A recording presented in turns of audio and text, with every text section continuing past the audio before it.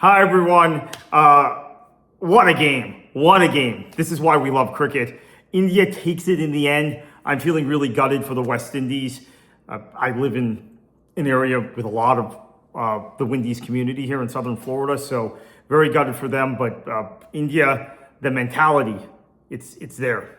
The mental side of the game. So India pulled off a miracle, in my opinion, in Eden Gardens. I think West Indies were so good in their innings, and we're going to get into that in a minute. And this kind of proves India is never out of it. Again, we know this. We know this from the last few ICC tournaments. India is never out of a match. India is never out of a tournament. But they're never, and I'm even going back through this tournament thinking about that first match against the U.S. for obvious sentimental purposes. We had them on the ropes, we being the U.S. They found a way out. They found a way out today again. Got out of jail. That's the expression we use here in the United States. That's what they did. So what a match. Before we get to that, going through the match, congratulations to South Africa. Another win. They're unbeaten in this T20 World Cup. They're the only side that remains unbeaten. Now, of course, they had to go to 2 super overs to beat Afghanistan. So really, I don't consider them totally unblemished, because going to a super over means the match was level. But congratulations to them. So India goes 199 for 5. West Indies were 195 for 4. India could not get a wicket early in the Windies innings. Hetmeyer, brilliant as always. I really questioned, as I talked about in the short that I recorded between the innings, that I thought Sky made some mistakes with who he had bowl the overs in terms of both the power play overs and then some of the middle overs. Bumrah ultimately does get four overs, but he gets hit pretty badly during the death overs that he bowled. He bowled 2 death overs, and it took India forever to get a wicket. Windies felt like they were in control of the match. But you know you're playing India. You know you're at Eden Gardens. You know the crowd is behind them. You know that they have the pedigree and that they have the individual talent when everything else breaks down. So India sloppy in the field. There were a couple drop balls. Abhishek had another poor match. He had a poor match batting again in that opening partnership, which did not work for India again. And he dropped 2 balls in the field. So those are 2 wickets they could have had. But Sanju, who has had an inconsistent tournament, 97 off of 50 balls, almost 2 a ball, when wickets were falling around him, and India wasn't getting the rate of runs they needed, even when guys were keeping their bats alive, and that includes the captain, Sky. It's the highest individual score in a T20 World Cup chase for India, eclipsing Kohli's epic 82 that I remember against Australia. I think he may have had that score. He may have had that score also against Pakistan in 2022. And Romario Shepherd, who has been such a great bowler for the West Indies in this tournament, and when the Windies needed him most, 2 very loose deliveries that Sansom rattled home, and that was the match. Did not expect that. So India's innings, Abhishek, who had dropped 2 balls, 2 pretty routine catches. One he just dropped. The other, he started his run late, misjudged the ball, still should have had it. So those were 2 West Indies batters that stayed alive in their innings for them to post at 195 that would have been gone earlier. And Abhishek and Kishan fell cheaply in the power play. And let's contrast that to the Windies power play, where India, they had the 1 drop, as I mentioned, from Abhishek. One of those was in the power play.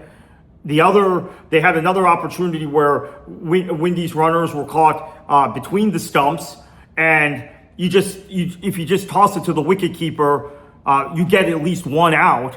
Instead, there was a wild attempt to hit the stumps, hit the other stumps, and misses. And not only did the Windies not lose a wicket there, I think they may have actually picked up an additional run, which of course could have proved critical considering how close this match was. There was, I think, absolute chaos at times in India's field setup as well, which the Windies were able, the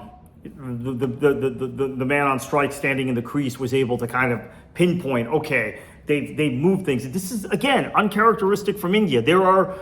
It is hard to repeat once you've won in any international competition. If you won the World Cup or the Euros in football, if you've won the gold medal in Olympic basketball, in team sports, it's tough to repeat in the very next tournament. We know that, but the efficiency of India that we saw in the 2024 edition of this tournament, which they won, and then in the Champions Cup, we have not seen in this tournament. We're seeing fielding errors, we're seeing loose deliveries with the bowling, we're seeing the field alignment be messed up, we're seeing mistakes in running between the stumps.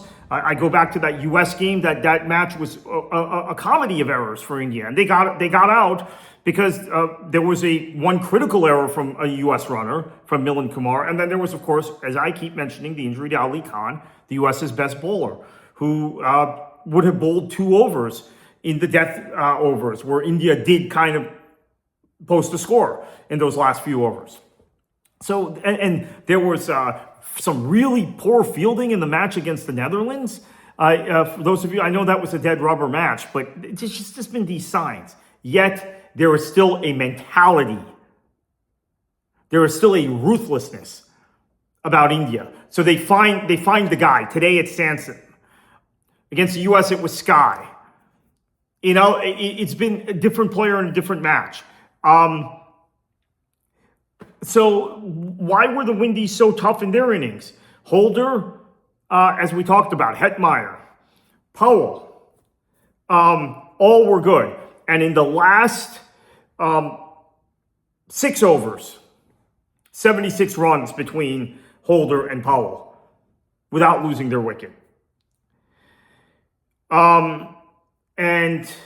Holder, though, made a mistake in the field. So I'm talking about India's mistakes in the field. Holder made a mistake in the field.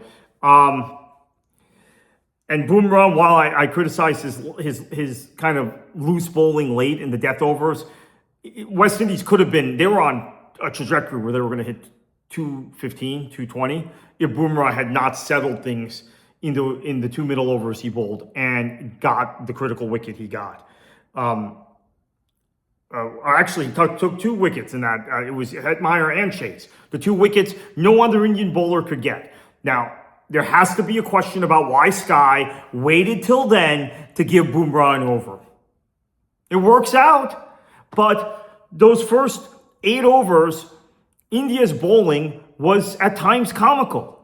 And when the deliveries were fine, we know the fielding wasn't fine, or there were wild attempts to try and hit the stumps instead of tossing it to the wicketkeeper.